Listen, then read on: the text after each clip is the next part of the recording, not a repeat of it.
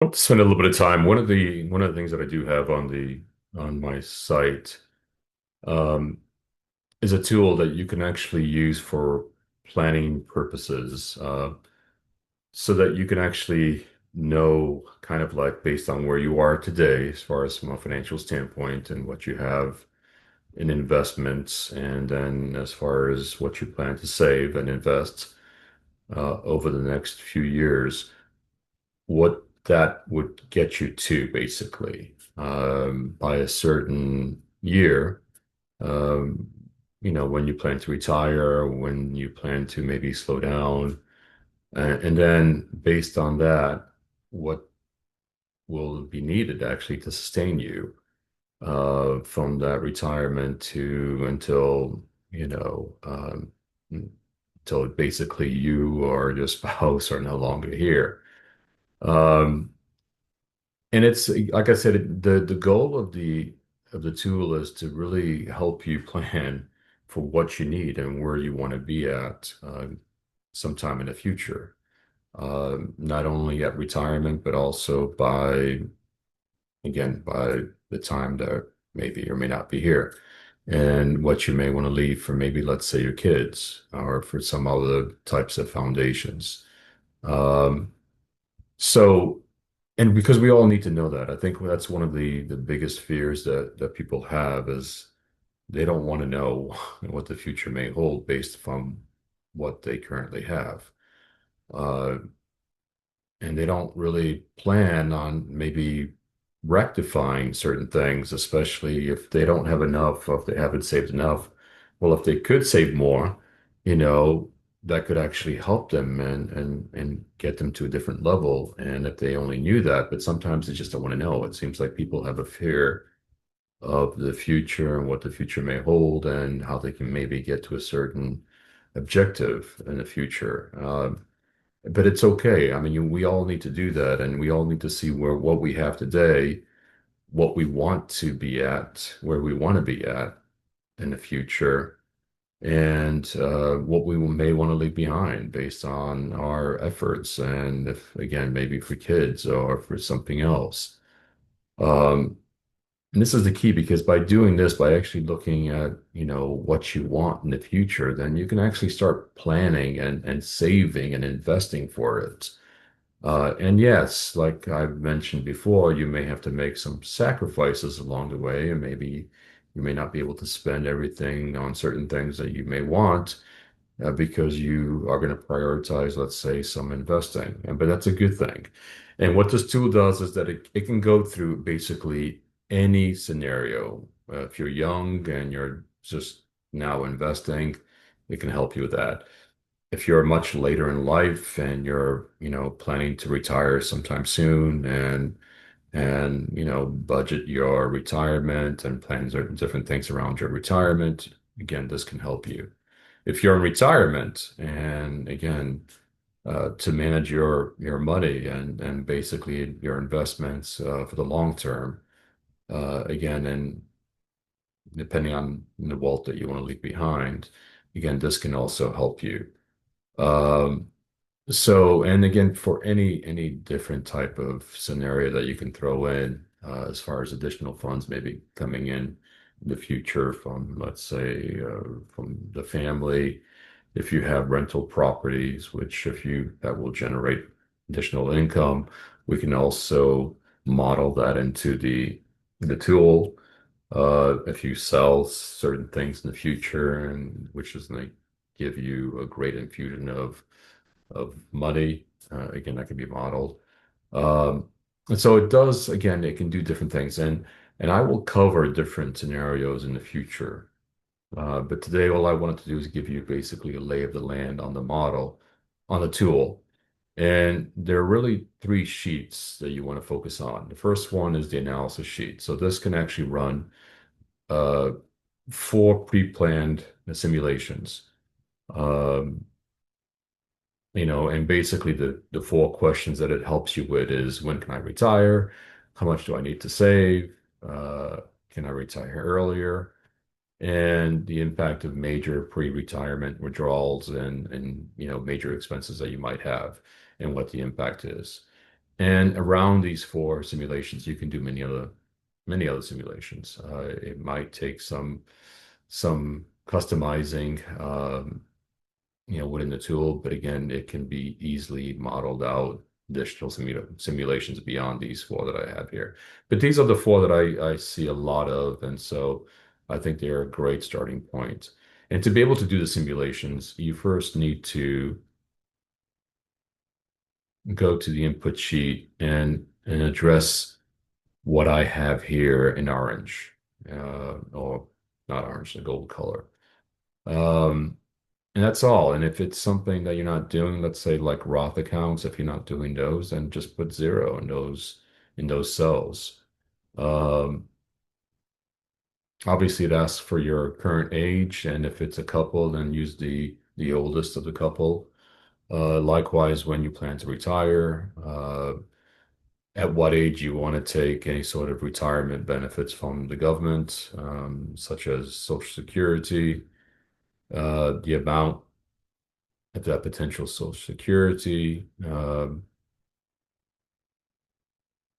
the amounts that you have invested today, whether it be in qualified retirement accounts or it can be in just accounts that you have that are not qualified, that are actually being taxed for any gains that you may have coming out of them. Just typical, basically, investment accounts. All of those need to be aggregated and put it in here. You also have and these are the two key strategic allocations that you can do, that most people do. It's bonds and equity. And so what they are, and then what you're planning them to be, in retirement, at the starting point of retirement, and then uh, towards the end, obviously, of your retirement. Um, your current tax rate, I mean, because again, that's again, there are some things that we do with that, especially on the taxable accounts, as well as the capital gains tax rate. Again, I have, and for those two, I do have information over here on the side that can help you. And I think most people actually know what their tax rates are because this becomes a blended tax rate on the income, as far as the income is concerned. And then on the capital gains tax, it depends on your income, obviously, where you're going to fit into. And then over here, you have if you're retiring, within retirement, if you want your income to grow, your expenses basically to grow at a certain rate so that you can actually withdraw the right amounts from the savings to actually meet the inflation, not only the real value of what you need, but also the inflation part of what you need.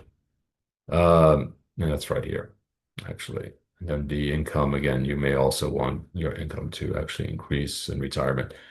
And so again, by filling this out, that gets you, then you can actually use the analysis sheet. And then over here, this is really important because um, if you want to have a certain amount available by the end of your life, that would actually go here. So if you want like 500,000 to be left over, then you actually place that because then when the simulations run, it's only going to look at those it's going to focus on those cases where it's actually above that.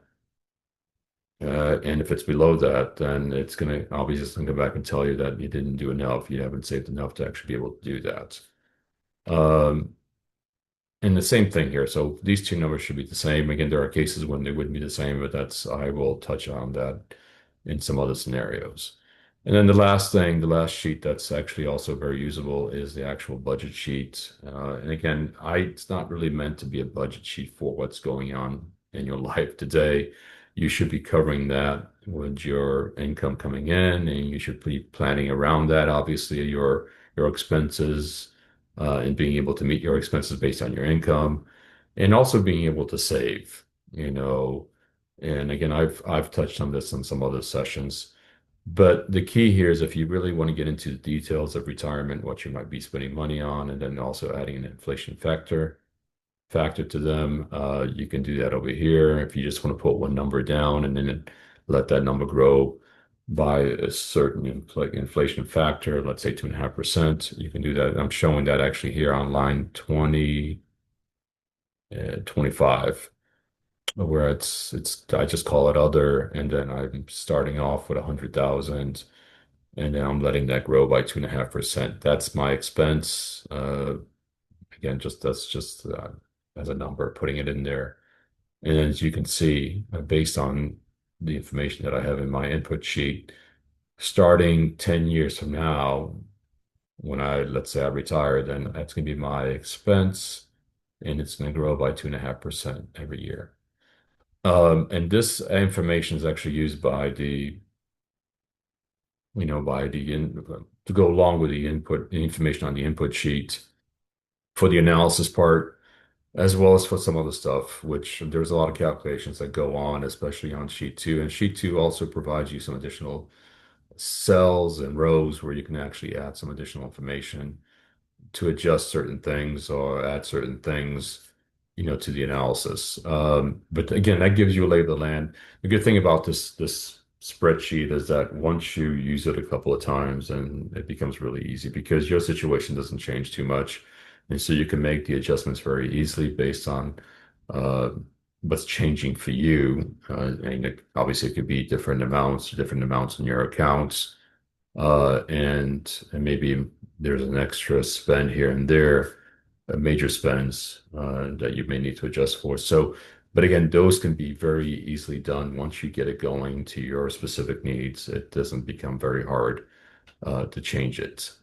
Um, and that's a great thing about it. I know it seems a little daunting when you first look at it because there seems to be a lot of cells, a lot of information, a lot of things going on. And there's also some programming in the background that's actually done through some macros to make this happen. Because in the end, what it does is takes all the information, uh, and has it go through a Monte Carlo simulation to really look at what could happen based on different paths that could take that the market could actually take if you actually have money in the market, even though there is a certain distribution to it, it may not follow that perfect distribution as far as, having so many of the years be higher than negative, even being positive versus negative. Again, different things could happen, especially going forward. And so it takes into account that the distributions of the past are not perfect. And to create, again, different paths for you, which can actually help with the analysis and the results that it actually then gives you. But again, it looks daunting. It looks like there's a lot, but it's actually, again, once you do it once or twice, it's not that bad. It becomes a little easy. And for the people that actually work with spreadsheets, it's not very that hard.